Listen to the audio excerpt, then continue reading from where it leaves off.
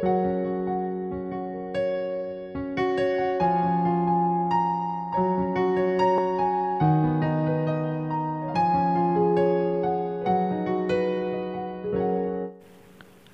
sejahtera-Mu yang melampaui akal pikiran kami manusia ya Bapa, itulah yang kami harapkan pada saat ini, menaungi serta menguasai hati pikiran kami ketika kami sudah siap untuk mendengarkan firman-Mu.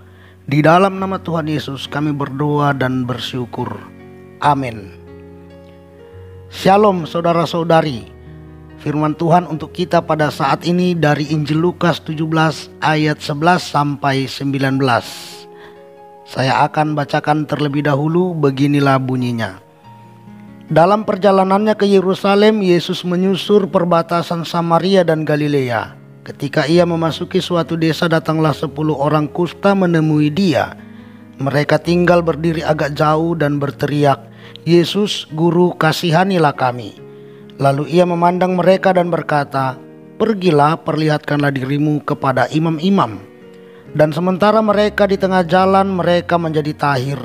Seorang dari mereka ketika melihat bahwa ia telah sembuh, kembali sambil memuliakan Allah dengan suara nyaring, lalu tersungkur di depan kaki Yesus dan mengucap syukur kepadanya. Orang itu adalah seorang Samaria. Lalu Yesus berkata, "Bukankah ke-10 orang tadi semuanya telah menjadi tahir? Di manakah yang 9 orang itu? Tidak adakah di antara mereka yang kembali untuk memuliakan Allah selain daripada orang asing ini?" Lalu ia berkata kepada orang itu, "Berdirilah dan pergilah. Imanmu telah menyelamatkan engkau." Amin. Saudara-saudari, firman Tuhan ini akan kita dengarkan dengan tema patuh serta bersyukur kepada Tuhan. Saudara-saudari yang dikasihi Tuhan, dari perikop ataupun nas yang sudah kita baca tadi, diperlihatkan kepada kita 2 poin penting yang dikehendaki Tuhan untuk kita lakukan di dalam kehidupan kita sehari-hari. Yang pertama yaitu tentang kepatuhan 10 orang kusta terhadap apa yang dikatakan oleh Tuhan Yesus sehingga mereka mengalami kesembuhan. Saudara-saudari yang dikasihi Tuhan, ke-10 orang kusta yang menemui Tuhan Yesus pada saat itu mendapat perintah dari Tuhan Yesus agar mereka pergi untuk memperlihatkan diri mereka kepada imam-imam. Padahal pada saat itu mereka belum mengalami kesembuhan. Sesuai dengan kebiasaan di dalam keagamaan Yahudi, hanya orang yang sudah sembuh dari sakit kustalah yang diwajibkan memperlihatkan diri kepada imam-imam agar imam-imam dapat memeriksa kembali apakah orang itu sudah sembuh total atau belum. Kalau para imam melihat bahwa orang yang memperlihatkan dirinya kepada mereka itu belum sembuh total, maka para imam tidak akan merekomendasikan orang itu untuk membaurkan diri, baik di tengah-tengah keluarganya maupun di tengah-tengah sosial masyarakat. Lalu apabila para imam melihat bahwa orang yang memperlihatkan dirinya kepada mereka itu sudah mengalami kesembuhan total, maka para imam akan merekomendasikan orang itu untuk membaurkan diri kembali di tengah-tengah keluarganya maupun di tengah-tengah sosial masyarakat. Jadi saudara-saudari, ketika Tuhan Yesus memberi perintah kepada ke-10 orang kusta untuk memperlihatkan diri mereka kepada imam-imam, sementara mereka pada saat itu belum sembuh, maka sesungguhnya perintah ini adalah perintah yang tidak masuk akal. Tetapi saudara-saudari, ketika ke-10 orang kusta ini mengikuti apa yang dikatakan oleh Tuhan Yesus, justru di tengah jalanlah mereka mengalami kesembuhan. Mereka menjadi tahir. Hal ini memperlihatkan dan mau memotivasi kita agar kita menjadi orang-orang yang taat kepada Tuhan. Hendaknya kita tetap mematuhi serta mengikuti apa yang difirmankan atau diperintahkan Tuhan untuk kita lakukan di dalam kehidupan kita ini. Saudara-saudari, kadang firman Tuhan atau perintah Tuhan itu tidak masuk akal menurut pemikiran kita manusia atau menurut kebiasaan, adat istiadat, tradisi kita. Tetapi saudara-saudari, pada saat ini jelas-jelas melalui perikop ini Tuhan mau katakan kepada kita bahwa firman-Nya itu adalah kebenaran, sekalipun terkadang bertentangan, berseberangan, dan tidak sesuai dengan kebiasaan tradisi manusia.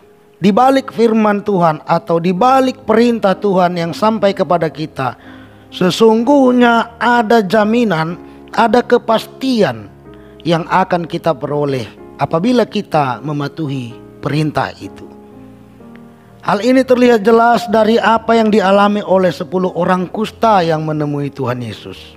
Tuhan Yesus memerintahkan mereka untuk memperlihatkan diri kepada imam-imam, sementara pada saat itu mereka belum mengalami kesembuhan. Tetapi Tuhan Yesus tetap memerintahkan mereka untuk memperlihatkan diri kepada imam-imam, karena Tuhan Yesus telah menjamin bahwa mereka pasti mengalami kesembuhan ketika mereka di perjalanan. Oleh karena itu, saudara-saudari yang dikasihi Tuhan, marilah kita menjadi orang-orang yang taat kepada Tuhan di dalam kehidupan kita, sehingga kita akan mengalami, menyaksikan, memperoleh, serta menikmati kebaikan yang datangnya daripada Tuhan. Ingatlah bahwa di balik setiap firman perintah yang sampai kepada kita, sesungguhnya ada kepastian untuk kita apabila kita mau mematuhi perintah tersebut. Yang kedua, saudara-saudari, dari perikop ataupun dari kisah ini diperlihatkan juga kepada kita tindakan seorang Samaria yang menyadari bahwa ia telah sembuh, yang seyogianya tadi ia berangkat bersama-sama dengan teman-temannya yang 9 orang untuk memperlihatkan diri kepada imam-imam. Seorang Samaria ini justru kembali sambil memuliakan Allah dengan suara nyaring. Ia kembali kepada Tuhan Yesus. Lalu ia tersungkur di depan kaki Tuhan Yesus serta mengucap syukur kepadanya. Saudara-saudari, di ayat 17 sampai ayat 18, di situ diperlihatkan Tuhan Yesus bertanya-tanya, bukankah ke-10 orang tadi sudah menjadi tahir? Di mana mereka? Tidak adakah di antara mereka yang kembali untuk memuliakan Allah selain daripada orang asing ini? Pertanyaan-pertanyaan ini, saudara-saudari, menggambarkan kepada kita bahwa Tuhan Yesus menghendaki ke-10 orang tadi menjadi orang yang tahu berterima kasih atau bersyukur atas apa yang telah terjadi terhadap diri mereka. Saudara-saudari yang dikasihi Tuhan, demikian juga dengan kita di dalam kehidupan kita ini. Mari kita menyadari bagaimana kebaikan Tuhan kepada kita. Dan dari setiap kebaikan itu, mari kita selalu bersyukur kepada Tuhan. Hendaknya kita tidak hanya mengingat-ingat bagaimana persoalan hidup kita. Hendaknya kita tidak mengingat-ingat bagaimana beban yang ada di dalam kehidupan kita ini. Sebab kalau kita sibuk mengingat-ingat itu, saudara-saudari, maka kemungkinan besar kita akan lupa untuk bersyukur kepada Tuhan. Tetapi marilah kita perhatikan, marilah kita senantiasa mengingat bagaimana kebaikan Tuhan di tengah-tengah setiap penderitaan, di tengah-tengah setiap beban berat yang dianugerahkan Tuhan kepada kita. Bagaimana kebaikannya, bagaimana kemurahannya, bagaimana pertolongannya. Sehingga dengan hal itu kita akan bersyukur kepadanya dengan sungguh-sungguh. Saudara-saudari, perbuatan sikap yang bersyukur adalah sesuatu hal yang sangat Tuhan senangi dari kehidupan kita. Tuhan senang kepada kita apabila kita ingat untuk bersyukur kepadanya. Walaupun berbagai hal terjadi di dalam kehidupan kita, berbagai kesulitan terjadi kita alami, dan berbagai penderitaan menyerang kehidupan kita. Namun kalau kita bersyukur kepada Tuhan, maka Tuhan akan senang melihat kita, dan tentunya Ia akan memberikan jalan terbaik bagi kita, sehingga kita dapat menjalani segala sesuatu, menjalani segala penderitaan ataupun beban yang berat dalam kehidupan kita ini. Karena itu saudara-saudari yang dikasihi Tuhan, mari menjadi orang-orang yang selalu bersyukur kepada Tuhan. Patuh serta bersyukurlah selalu kepada Tuhan. Percayalah bahwa di balik firman, di balik perintah yang telah Tuhan sampaikan kepada kita untuk kita lakukan, ada jaminan, ada kepastian.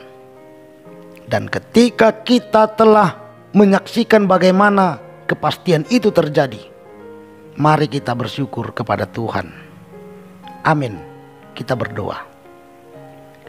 Terima kasih Bapa, karena firman-Mu telah kami dengar serta kami renungkan. Ajari kami untuk memahaminya dengan baik, dan mampukan kami, tuntun kami untuk melaksanakannya di dalam kehidupan kami sehari-hari, sehingga kami akan menjadi orang-orang yang tetap taat serta bersyukur kepadamu. Di dalam nama Tuhan Yesus kami berdoa dan bersyukur. Amin. Shalom kepada kita semua.